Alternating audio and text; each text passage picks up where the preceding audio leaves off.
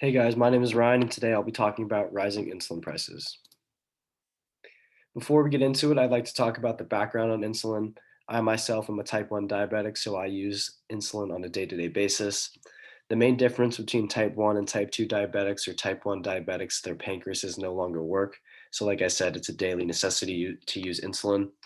As for type 2 diabetics, they do use insulin, but it's more of a supplement as they take other medicines.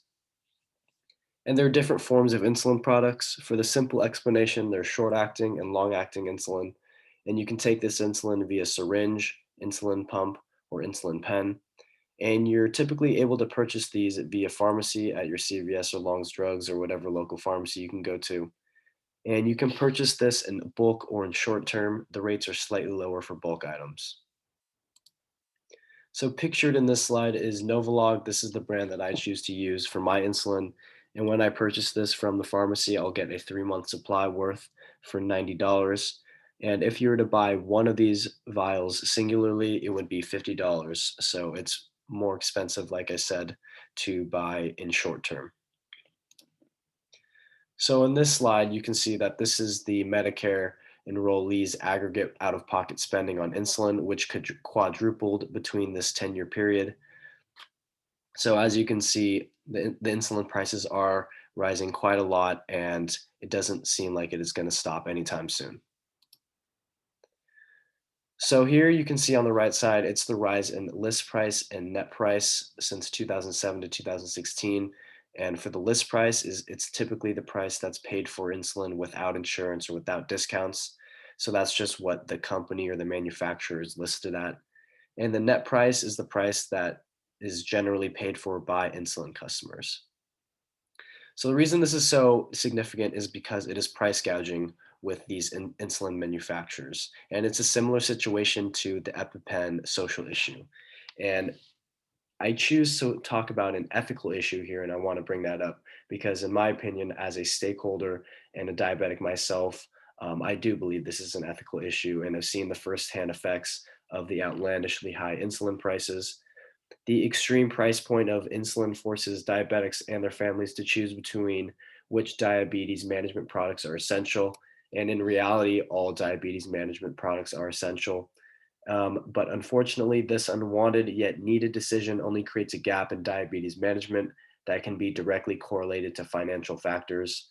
Not only is diabetes management the most expensive chronic illness in the US, but the list price of insulin per millimeter in the United States increased on average 2.9% annually from 1991 to 2001, 9.5% per year from 2002 and 2012, 20.7% annually between 2012 and 2016, and 1.5% per year from 2016 to 2018.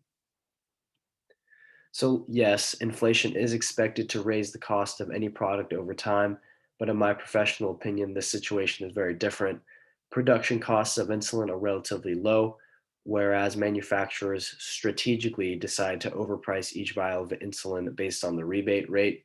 And as a C-level executive in any of these companies, I wouldn't blame them for continuing to rise the rate because it would make them money and everyone else is going to do it. So why would they stop? And that's the problem.